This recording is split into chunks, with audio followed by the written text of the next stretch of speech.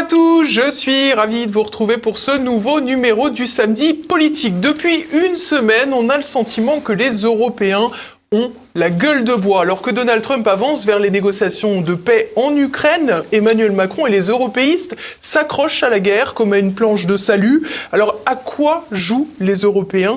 Que veut Emmanuel Macron? Que peut-il faire? C'est à ces questions que nous allons répondre dans un instant. Mais avant toute chose, chers amis, je vous le répète, j'ai besoin de vous pour le succès de cette émission. Alors accordez-moi quelques secondes. Pensez dès à présent à cliquer sur le pouce en l'air. Pensez également à écrire dans les commentaires au fil de l'émission. Et puis bien sûr, relayez ce programme au maximum. À tout de suite.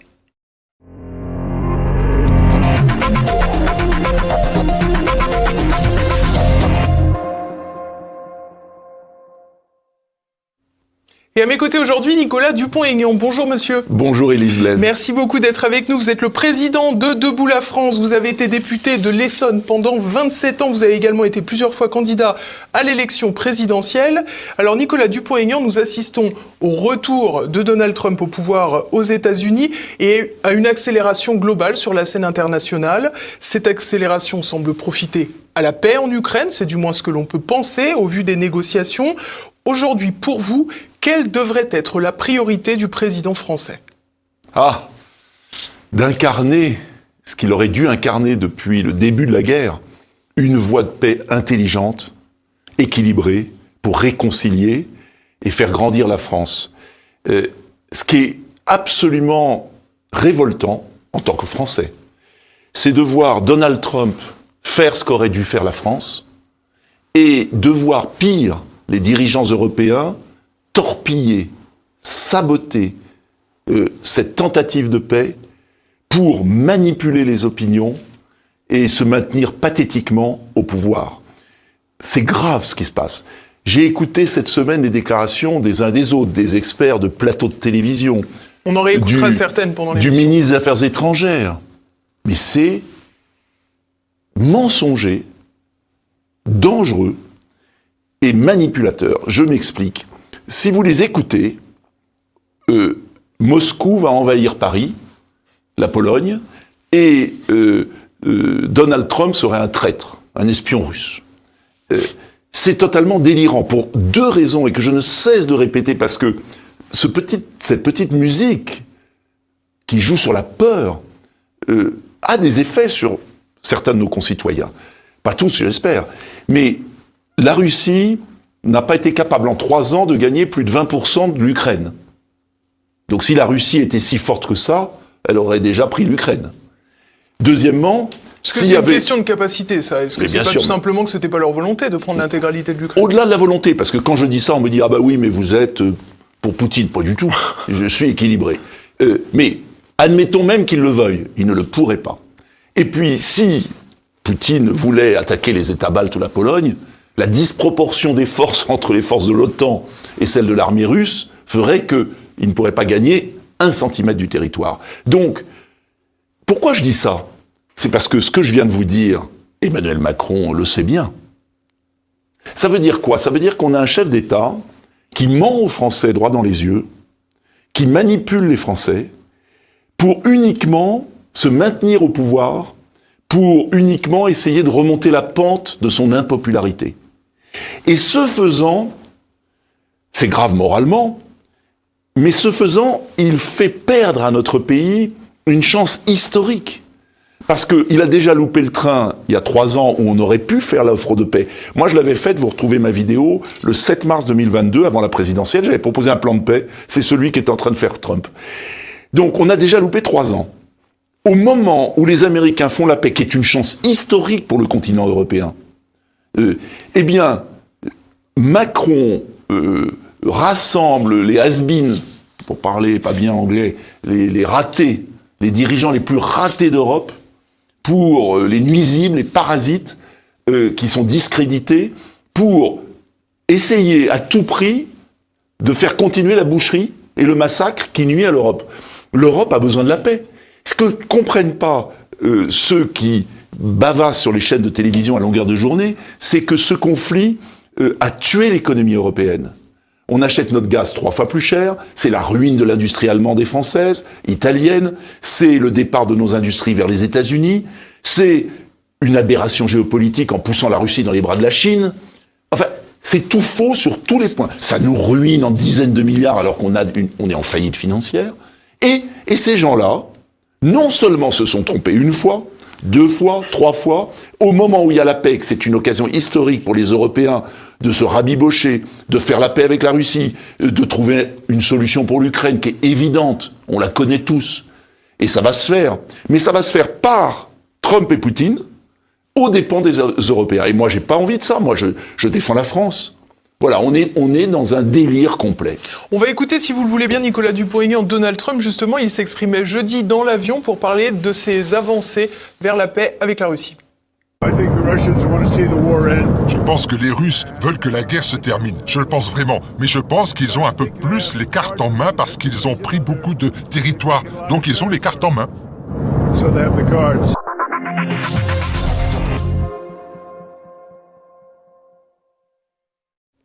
Concrètement, on parle beaucoup de Donald Trump, mais finalement, est-ce que c'est Vladimir Poutine qui a les cartes en main ?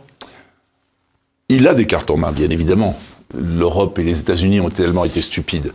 Mais au-delà de ça, il n'est pas en position non plus tellement de force. Et il a besoin de la paix. Et moi, je trouve que Trump est très intelligent dans cette affaire. Tellement plus intelligent que ses prédécesseurs. Parce que Trump a compris une chose que n'ont pas compris les dirigeants européens et ce que n'avait bien évidemment pas compris Biden et tout l'État profond. Trump a compris que le 21e siècle serait le siècle de la confrontation avec la Chine. Et que dans cette grande confrontation mondiale, laisser la Russie partir vers la Chine, avec ses ressources naturelles, ses terres rares, c'est une folie géopolitique. Il a compris ça, ils ont compris ça. Ce que n'avait pas compris toute la génération des néoconservateurs, démocrates et même républicains pour certains, qui vivaient sur le conflit d'avant. Il a compris ça. Et ça, c'est ce que devraient comprendre les Européens encore plus. Parce qu'entre nous, Biden, il faisait le jeu des Américains, il avait créé un abcès de fixation horrible en Ukraine, parce que c'est quand même les Américains qui ont avancé en Ukraine, qui n'ont pas respecté l'accord chute du mur de Berlin où l'OTAN n'avance pas. Quand Chirac propose aux Américains, à Bush, de faire en Ukraine une zone neutre démilitarisée, qui est-ce qui refuse ? Ce sont les Américains. Donc, en fait, on est parti, et c'est pourquoi c'est très difficile d'expliquer à l'opinion française. Et c'est pourquoi il y a une manipulation terrible. C'est qu'en fait, les Russes ont attaqué. Ça, c'est un fait. Mais on oublie de dire que les torts étaient partagés et que les autorités de Kiev, aidées par les Américains, les bases secrètes de la CIA, l'armement en douce, ont avancé aux frontières de l'Ukraine et de la Russie pour provoquer la Russie et pour créer un conflit. Et je pense que Poutine est tombé dans le piège et pensait, en envahissant l'Ukraine, qu'en 3 semaines, Zelensky tomberait. Donc il y a eu une erreur d'appréciation de la Russie. Et quand on dit ça, on dit « Ah ben vous êtes pro-russe ». Non. Encore une fois, je le répète, je l'ai répété pendant 3 ans, l'Ukraine devrait être une zone démilitarisée russe et ukrainienne, c'est-à-dire intermédiaire. Pourquoi ? Parce que l'Ukraine a été russe pendant 4 siècles. Et que si le Texas avait été mis en indépendant et que la Chine s'installe au Texas des fusées, je ne crois pas que les Américains l'auraient toléré. Donc moi, j'ai toujours dit qu'il fallait un compromis, retrait des troupes russes, bien évidemment, mais il faut que l'Ukraine reste un État neutre, intermédiaire, mais qui serve de tampon. Retrait des troupes russes, de quel endroit, de quelle zone ? Eh bien, maintenant qu'on a perdu 3 ans, si on avait fait la paix il y a 3 ans, on aurait pu avoir un Donbass autonome, ce sont les accords de Minsk. Mais les accords de Minsk, il faut quand même pas oublier que François Hollande et Madame Merkel ont avoué qu'ils ne les avaient pas respectés exprès.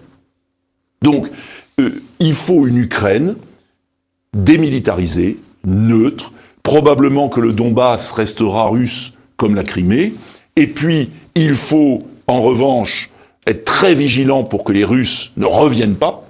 Il faut des élections libres en Ukraine. Moi, je me réjouis que Trump ait dit la vérité sur Zelensky. Il n'est pas élu. Il a violé toutes les élections. C'est un régime corrompu. Les milliards ont disparu. Mais quand on disait ça, on était suspecté d'être un agent de la propagande russe. C'est insupportable. Si on ne comprend pas que l'Ukraine a été russe pendant des siècles, qu'il faut en faire une zone neutre, et il faut une réconciliation et un accord de sécurité globale très important pour la suite, avec une désescalade nucléaire, puisque vous savez que les Russes ont leurs missiles quand même hypersoniques. Oreshnik, oui. Et oui, que les Américains allaient mettre les leurs en 2026, que cette surenchère d'escalade nucléaire sur le sol européen n'a aucun sens, et qu'il faut donc une désescalade. Il faut un accord conventionnel aussi pour la suite, et il va falloir que les Européens prennent en charge leur effort de défense. Mais la France a déjà pris en charge le sien. Et moi, j'estime que la France n'a pas à défendre ces pays-là. La Pologne doit se défendre avec ses moyens, l'Allemagne. Nous avons notre outil de défense qui sacralise le territoire français par la dissuasion. Et donc, on n'a pas à dépenser des milliards en pure perte. On y reviendra. C'est un équilibre très important. On y reviendra un peu plus tard. J'aimerais bien, Nicolas Dupont-Aignan, on a écouté Donald Trump tout à l'heure sur la Russie. J'aimerais bien qu'on écoute aussi Vladimir Poutine. Il évoque justement ses rapports avec Donald Trump et cette frustration européenne qu'il ne comprend pas. J'ai compris que cette discussion était tout à fait positive et nos participants ont dit que de la part des Américains, il y avait des personnes tout à fait différentes, ouvertes à la discussion, sans a priori, sans condamnation de telle ou telle chose qui relève du passé. Et donc, l'essentiel, c'est qu'il y a une volonté de travail. Les Européens, eux, sont complètement excités. Ils voudraient tous avoir voix au chapitre pour s'exprimer là-dessus. Oui, voix au chapitre, pourquoi ? Je viens de le dire. L'objectif et la teneur dans les discussions étaient essentiellement les relations russo-américaines. Alors ceux qui veulent être des intermédiaires entre la Russie et les États-Unis doivent comprendre que ça sert à rien.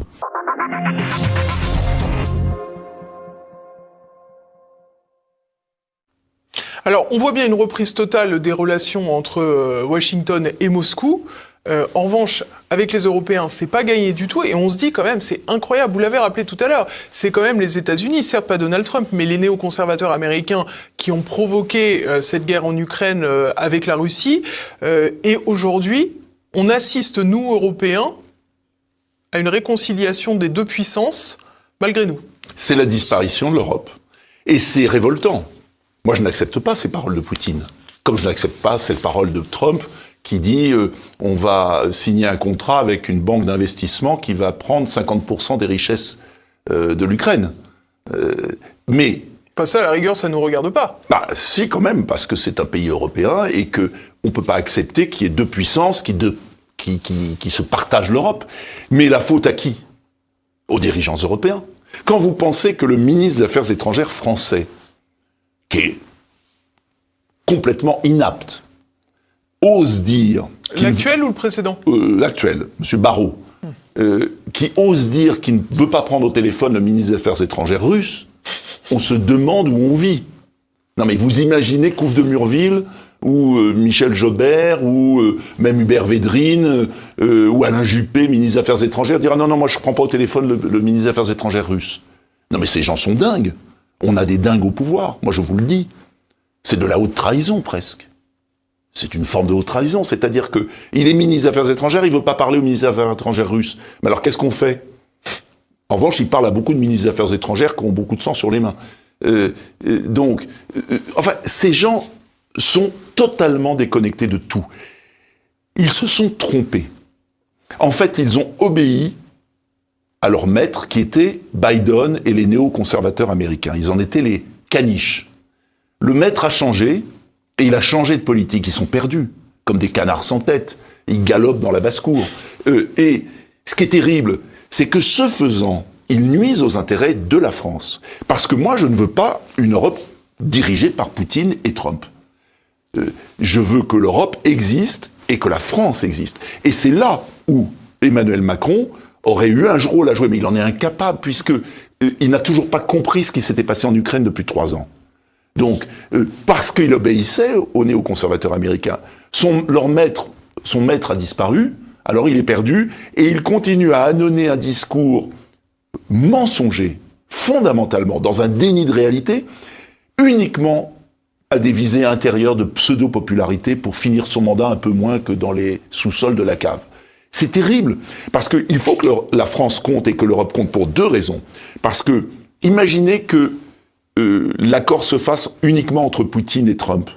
D'abord, qui va assurer la garantie de sécurité? Pas les Américains. Ils vont prendre les terres. Trump l'a dit d'ailleurs, si l'Union européenne veut envoyer des troupes après pour assurer la paix, il n'y a pas de problème. Donc c'est nous qui allons payer. Deuxièmement, ils acceptent, tant Poutine que Trump, que l'Ukraine rentre dans l'Union européenne.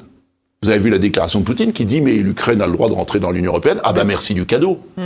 C'est-à-dire que c'est la fin de notre agriculture, c'est la fin de notre industrie, c'est la fin des normes, c'est la corruption à grande échelle. Mais on est complètement dingue là aussi. Alors moi ça me gêne pas, au moins on aura fini avec l'Union européenne très vite. Mais moi je souhaite pas le malheur de mon pays. Donc on a une situation tragique. Et il faut absolument que Emmanuel Macron s'en aille. En fait, ça renvoie à tout le problème de politique étrangère. C'est que ceux dans l'opposition qui croient que c'est la stabilité de garder quelqu'un qui nuit à la France matin, midi et soir se trompent. Et voilà pourquoi, si on revient à la politique intérieure, je suis l'un des rares à dire chaque heure qui passe, ou chaque jour qui passe, où Emmanuel Macron et sa bande restent au pouvoir, nous précipite vers le naufrage. Et il faut absolument, voilà pourquoi moi j'aurais, si j'étais encore parlementaire, voté la censure, voté la destitution. J'ai appelé à Debout la France sur notre site, il y a une pétition pour une élection présidentielle anticipée, car chaque jour qui passe, cet homme est dangereux comme il l'a été pendant des années. Vous avez dit tout à l'heure, Emmanuel Macron a du mal à prendre acte du changement politique aux États-Unis. Il y a un point sur lequel on peut se rendre compte de ce changement, au-delà des négociations et des discussions reprises avec Poutine, c'est effectivement les propos tenus par Donald Trump à l'égard de Volodymyr Zelensky. Je vous propose qu'on l'écoute. Il refuse les élections. Il a un mauvais score dans les vrais sondages ukrainiens. Comment pourrait-il en être autrement alors que chaque ville se fait démolir? Ça paraît difficile, mais quelqu'un m'a dit « Les sondages sont bons. » Vous plaisantez? Toutes les villes sont en train d'être démolies. Elles ressemblent toutes à un chantier de démolition. Et la seule chose pour laquelle il était vraiment bon, c'était de se servir de Joe Biden. Il se servait de lui. Et c'est une expression que nous utilisons ici pour dire que c'était plutôt facile pour lui. Plutôt facile. Un dictateur sans élection. Zelensky ferait mieux de se dépêcher, sinon il ne lui restera plus de pays. Il faut qu'il se dépêche vite.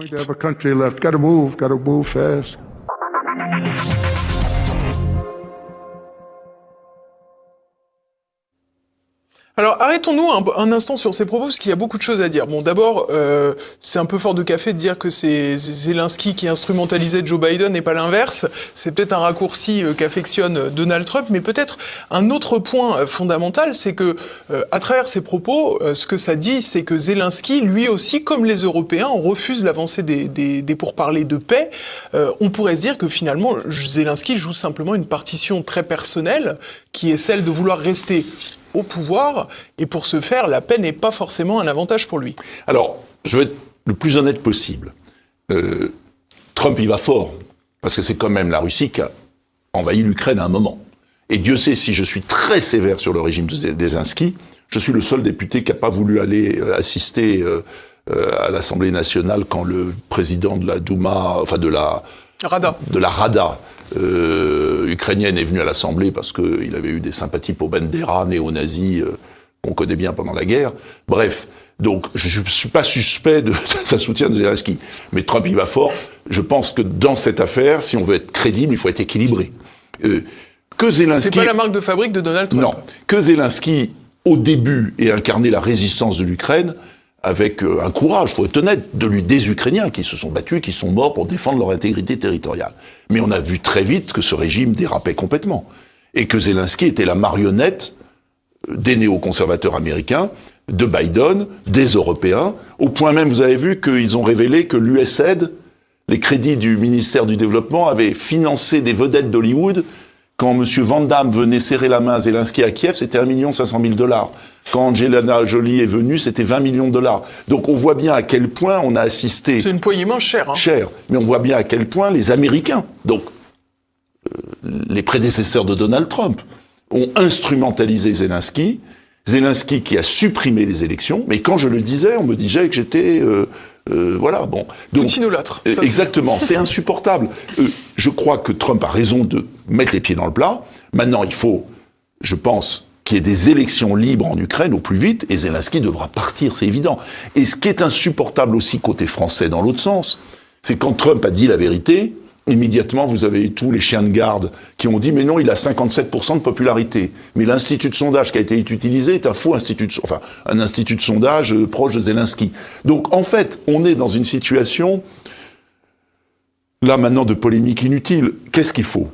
Il faut un plan de paix, un cessez-le-feu. Trump a pris la bonne décision en disant l'Ukraine ne rentrera pas dans l'OTAN. Ça, c'est la condition pour réassurer les Russes. À partir de là, il faut un accord. C'était la condition qui était sur la table il y a des décennies, et in fine, elle est revenue sur la table plus tard. Jacques Chirac avait raison, les gaullistes français avaient raison. Neutralité, pas dans l'OTAN, démilitarisé, et puis un accord territorial qui devra se faire, un retrait des troupes, et il faudra des garanties et reconstruire l'Ukraine. Mais pas dans l'Union européenne. C'est une folie absolue. Mais une folie absolue. Mais regardez, les dirigeants européens partent comme des inconscients à vouloir faire entrer l'Ukraine dans l'Union européenne, à vouloir mettre des troupes sur place qui vont nous coûter les yeux de la tête, qui n'ont aucun sens. Et il vaut mieux un accord de sécurité paraphé par tous les États, Russie, États-Unis, mais aussi les États européens. Et c'est là-dessus que devrait se battre Macron au lieu de faire un combat d'arrière-garde. Mais comment voulez-vous que la Russie et les Américains acceptent que les Français co-signent un accord de paix si les Français racontent n'importe quoi et ne veulent pas parler aux Russes ? Alors justement, vous faites et passent leur vie d'ailleurs entre nous à critiquer Trump, qui quand même a été élu démocratiquement, qu'on l'aime ou qu'on l'aime pas. On n'a jamais vu autant d'amateurisme à la tête de l'État français. Justement, vous dites les Français qui racontent n'importe quoi. Jeudi, Emmanuel Macron a voulu prendre la parole, cette fois sur les réseaux sociaux, pour s'adresser, dit-il, directement aux Français. Je vous propose d'écouter ses propos quand il parle de la Russie. On a une propagande, et en particulier les Russes et plusieurs autres envoient sur nos réseaux sociaux, en particulier au moment des élections, sur des faux comptes, utilisant l'intelligence artificielle, énormément de messages. Et ils créent ce qu'on appelle de la volumétrie, et ils vous bombardent d'informations, parfois totalement fausses, mais qui prennent une proportion extraordinaire. On l'a vu d'ailleurs à plusieurs occasions. Dès qu'il y a une information qui peut affaiblir la France, c'est démultiplié par 100, par 1000, par les Russes et leurs fermatrolles. On le voit en Afrique, où ils utilisent parfois d'ailleurs énormément de fausses informations pour retourner la tête des jeunes, et moins jeunes. On le voit d'ailleurs chez nous, la fameuse péripétie des punaises de lit. Il y avait des faits véritables qui étaient maîtrisés, mais elle a pris une volumétrie folle, et c'était signé, c'était des attaques russes.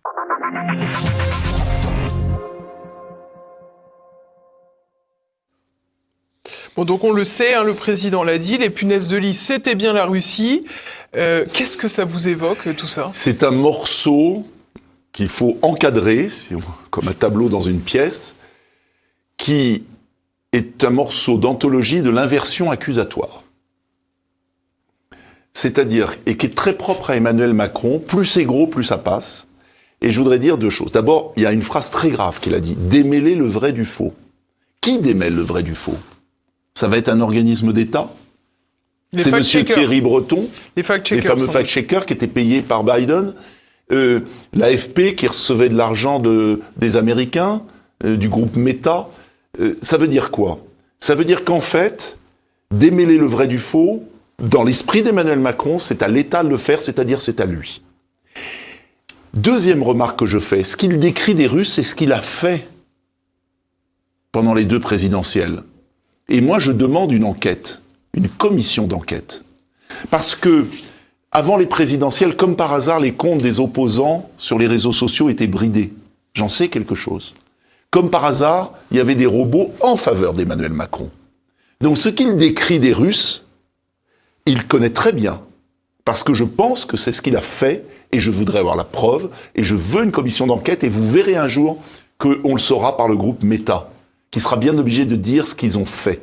Faut préciser aussi, Nicolas Dupont-Aignan, que pendant cette même vidéo, Emmanuel Macron évoque les élections en Roumanie, où il continue de soutenir l'ingérence russe, alors qu'il a été prouvé que c'est Klaus Iohannis qui avait financé justement donc, des actions sur les réseaux. Ce qui est fascinant dans ce qu'il dit, c'est qu'en fait, il accuse les Russes de ce qu'il a fait, lui, de ce qu'ils ont fait. Dernier point, si vous regardez l'espace médiatique, il a conscience de l'importance de l'espace médiatique, et il a raison. Il tient toutes les chaînes, quasiment, de télévision. Bah, pas et C8, quand il y a une visiblement. chaîne qui lui plaît pas, il la fait fermer. C8. Et D'accord ? RT. Et RT. Quand même grave. Deuxièmement, il tient tous les journaux. La veille du second tour de la présidentielle de 2022, j'avais fait une vidéo, j'avais récupéré tous les journaux du jour. C'était au lendemain du premier tour, entre Marine Le Pen et Emmanuel Macron. Et j'avais fait une petite vidéo, vous retrouverez, où j'avais sorti toutes les unes. Il tient tout. Le seul espace qu'il ne tenait pas, ce sont les réseaux sociaux. Et avec Biden et l'administration américaine, ils les ont verrouillés.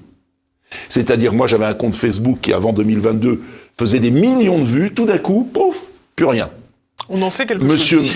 Et vous en savez quelque chose. Monsieur Zuckerberg l'a avoué. C'est pas Monsieur Dupont-Aignan ou Madame Blaise qui sont paranoïaques. Ils l'ont avoué. Cet espace des réseaux sociaux a été ouvert par Monsieur Musk. On peut critiquer Elon Musk, je sais pas, ma tasse de thé. Qu'importe. C'est libre. Je le vois bien, mon compte explose. C'est libre. Alors ça, ils ne supportent plus les dirigeants européens. Au point qu'ils ont avoué, Monsieur Thierry Breton, qu'ils ont avoué avoir fait annuler l'élection présidentielle de Roumanie 2 jours avant le second tour parce que le candidat qui allait gagner ne leur plaisait pas, sous le prétexte d'ingérence russe qui, en fait, n'a jamais été prouvé.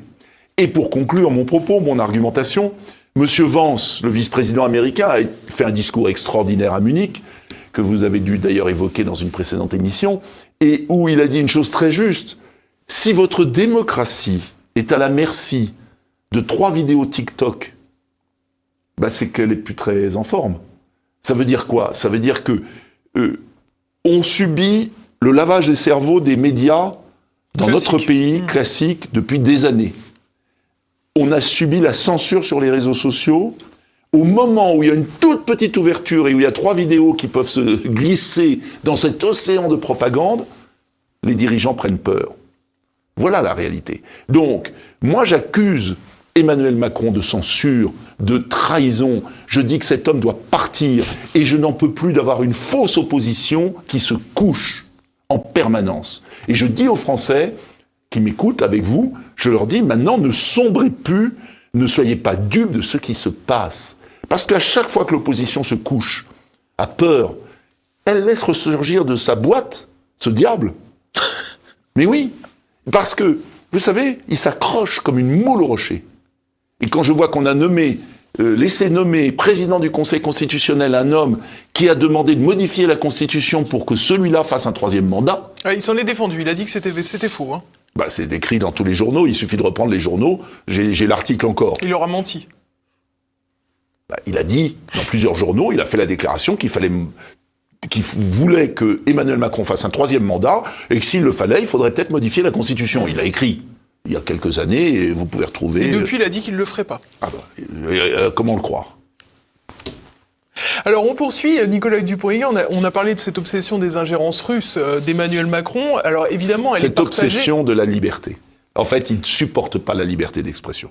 Il semble en tout cas partager cette obsession avec l'appareil d'État, puisqu'on a vu également celui que vous évoquiez tout à l'heure, Jean-Noël Barrot, le ministre des Affaires étrangères, qui a eu un discours également très offensif à l'égard de la Russie cette semaine. Je vous propose de l'écouter très rapidement, vous allez rire. Nous n'obtiendrons la paix que par la pression. C'est cela que ça signifie. Et c'est pourquoi nous allons continuer à alourdir, si l'on peut dire, le coût de la guerre pour Vladimir Poutine. La paix par la force. Et dès lundi prochain, nous prendrons un nouveau train de sanctions, le 16e depuis le début de la guerre, pour forcer Vladimir Poutine à s'asseoir à la table des négociations.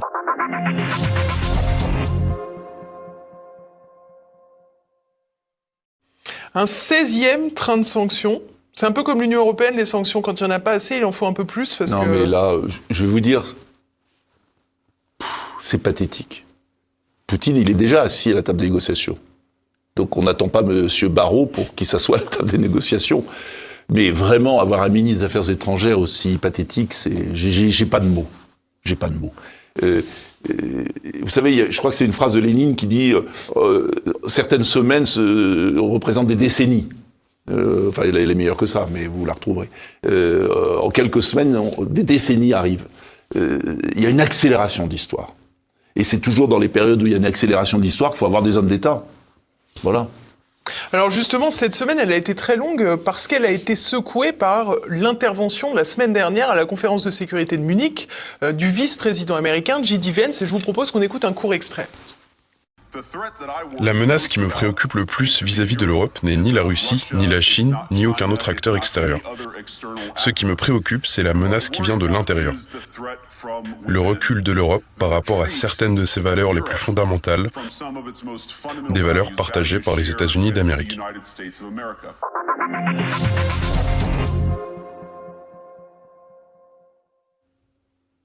Alors il a tenu des propos forts, critiques à l'égard de l'Union européenne. Qu'est-ce que vous avez pensé de cette allocution ? Qu'elle était gaulienne. Et ça m'a fait de la peine d'ailleurs de me dire que c'est l'allocution que, si j'étais président de la République, j'aurais rêvé de prononcer. C'est-à-dire que c'est une allocution très équilibrée. Et vous verrez que Vance ira loin parce que c'est un homme qui est très posé. Et c'est pas les déclarations à l'emporte-pièce ou calculées, parce que c'est pas toujours à l'emporte-pièce de Trump. C'est souvent très calculé. Mais il y a une profondeur, une densité chez cet homme que j'avais remarqué depuis longtemps, qui a écrit un livre très intéressant, qui contraste avec la légèreté et le cynisme de nos dirigeants. C'est-à-dire que si vous étudiez ce discours de 20 minutes, et notamment la fin, qui a peu été reprise par les médias, il revient au cœur de la démocratie. Et il dit une chose, si vous n'aimez pas vos peuples, je peux rien pour vous.